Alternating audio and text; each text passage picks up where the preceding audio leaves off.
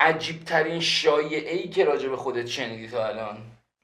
چیز زیاد شنیدم که میگن. کدوم یکی رو بگم استاد؟ اینی که مثلا هر شب پارتی میگیره و اینا، همه چیز رو رواله، داره لذت میبره. چیز که بدی نیست در کل، چیز بدی نمیبینمش، ولی اینکه منو توی همچین شرایطی ببینن یکم برام غیر قابل هضمه. این چیز عجیبیه. حالا تا جایی که من میشناسم تو تنهایی خودتو به هیچی با هیچی عوض نمیکنی، یعنی اصلا اون تنها بودن رو تو خیلی دوست داری کلا. بعد حالا تویی که تنهایی و اکثر اوقات این شکلی داری زندگی تو مثلا میگذرونی، میگن هر شب پارتی آره، میگیری. برعکس اون چیزیه که آره کاملا آره یه هستی. جوریه که یهو میرم تو شهر، ملت میگن او کجا بودی این مدت که نبودی، میگم یه شهر دیگه بودم، نبودم اینجا.